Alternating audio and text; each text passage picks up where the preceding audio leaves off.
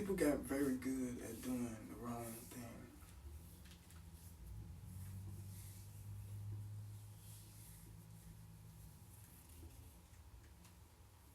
My name is Freddie Williams, Freddie A. Williams.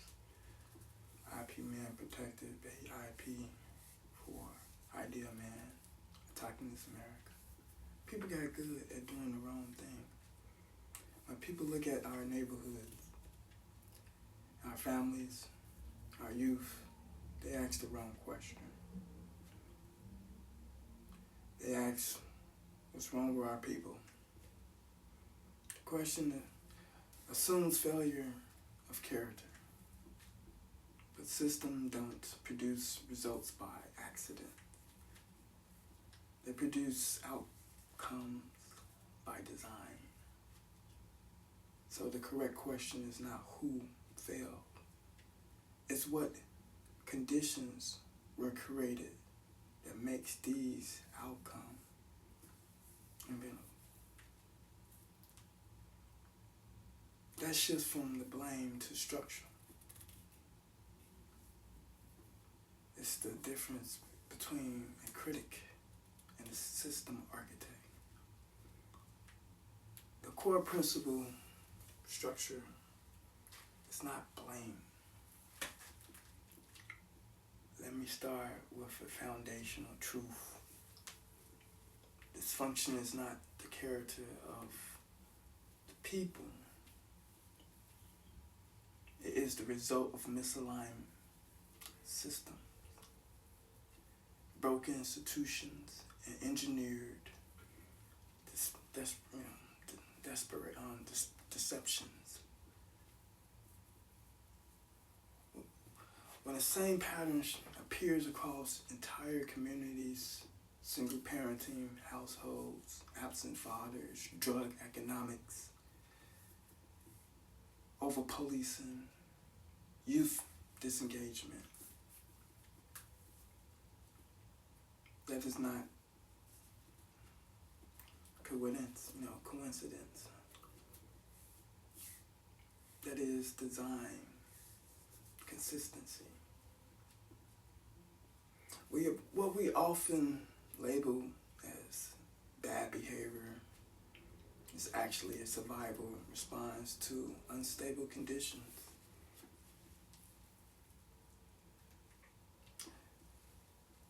The 3 layers of breaking down dysfunction. To understand dysfunction, you have to understand layers. Layer 1, structural dysfunction. Structural disputes. This is where the real causes live. Fathers removed through mass incarceration, economic exclusions from land, credits, and ownership, housing instability and displacement, school system designed for compliance and not empowerment. When foundations is destabilized, the family unity cannot remain stable. No amount of motivation can override a broken structure. Layer 2, household level consequences. This is what people see and misinterpret. Single mothers under consistent economic pressure, lack of consistent male mentorship. Women's forcing to carry multiple roles, children's raised without emotional or structural support. The household becomes a pressure chamber, a systematic failure. And then society looks at the household and says, why can't you hold it together? Layer 3, behavior symptoms. These are not cause, they are outcomes.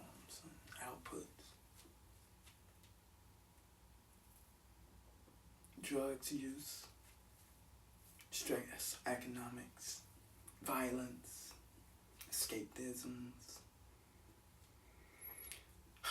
disturbance of institutions, survival-based decision-making. What we call is dysfunction is often rational behavior inside a tempered system, an irritable system. Diagnostic language, the ideal man framework. If you say our community is broken, you imply culture failure. But if you say the economic base was extracted, the household lost structural support. It lost structural support. The masculine economics role was removed from the environment. We are seeing a downstream behavior effects. Now you're not moralizing, you're diagnosing. That's the voice of the system or architect. Like a car, a vehicle. Personal experience is field data. In my own neighborhood, I observe the same patterns, block after block. Single mothers under economical strain. Fathers removed from economic structures. Survival behavior foul as, filling the gap. That's not, architectural. That's not, just accidental. That's field data. When the same outcomes repeats across demographics, you're not looking at individual choices, you're looking at a system output. The four forces behind the dysfunction. There are four forces that when activated together makes dysfunction inventable.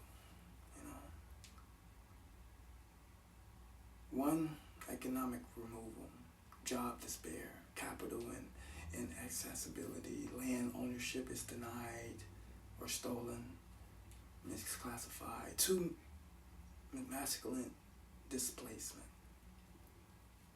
incarceration, unemployment, social engineering of the removal of the man from the economic society. Three, institutional stubborn. Schools, prisons, welfare systems replace families, and the system becomes the parent. 4, cultural fractions. Loss of lineage, loss of rites of passage, not just going to jail. Media replace elders, algorithms replace fathers. When all four are activated at once, dysfunction is not a possibility, it's a guarantee. That's early programming, Let's get into the early programming of failure, the youth. Now let's talk about the children. Civilization to be judged by how it's treated its youth, and when a society normalizes the destabilization of children is no longer functioning as a civilization. It's become an extraction engine. The over-sexualizing pipeline. In many communities, children are introduced to adult behavior before they're given adult power and adult, responsibility, power, through hyper-sexualized media or parents. Music, visual culture rewards, premature adults, fashion and rise children's boundaries, you know. Algorithm that amplify sexualized content, you know. These produce 3 outcomes. Psychological accident, acceleration of adult identity without maturity. Identity confuses value, ties into sexual instead of lineage purposes. Economics value, erase exportations, you know. This is not accidental. When the youth are over-sexualized, they become easy to distract, divide, market, criminalize, and extract labor from. Failure first, institutional design. Many indigenous and melanated youth are born into systems already aligned against them. Schools that train obedience, not sovereignty. Curriculums that erase indigenous truth. Disciplinary systems, molds after prisons. Economic offering consumptions, not ownership. Criminalization pathways where mere infractions become fragmented boundaries. The children's enter a structure where success is statistically unlikely. Failure is structural, profitable. Punishments are already prepared. This is what sets up for failure actually means. Misclassification and erasure of indigenous people. The art of genocide. Indigenous people did not disappear. They were reclassified, observed into census categories, removed from their tribal roles, renamed under colonial legal identities. This produces population distortion, resources mislocation, identity fragmentation. The youth grow up without lineage, protection, or institutional recognition. And when identity is erased, like go to school for free, somebody else do, under their belt, something always filling that vacuum. Usually the streets, algorithm of the prison, the feedback loop. Once these conditions exist, the system enforces them. Structural dispersation, housing instability, youth survival behaviors, institutional punishment, statistics that justify more control. And the system says, see, the problem is the people. No, the problem is the design. People got very good at doing the wrong thing. Here's the uncomfortable truth. We didn't fail to solve the problem. We perfected it. We became very good at managing instability and monetizing dysfunction, criminalizing poverty and sexualizing youth and erasing indigenous identity through paperwork. That's not chaos. That is misaligned efficiency.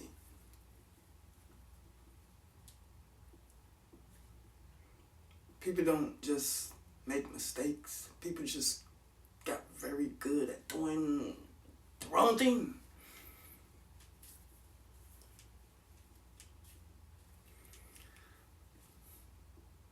The RBA solution,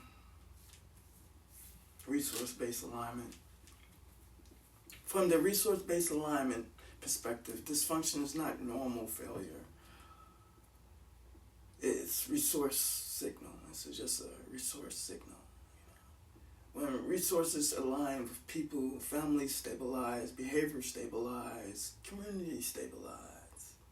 If they're not sick, due misalignment, design, structure, working efficiency. The solution is not punishment, in a resource-based alignment. It's alignment, stable housing, access to capital, cultural education, memberships, mentorships, land and ownerships.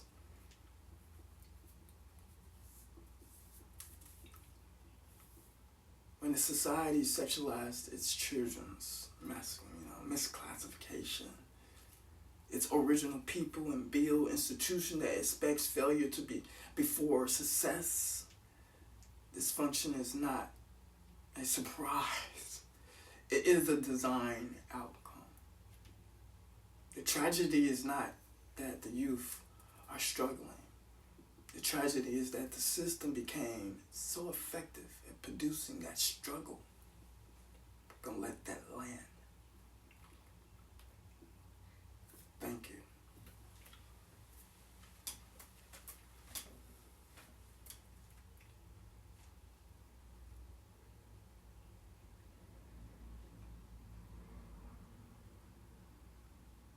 Dysfunction is not who the people are. It's what the system taught them to become.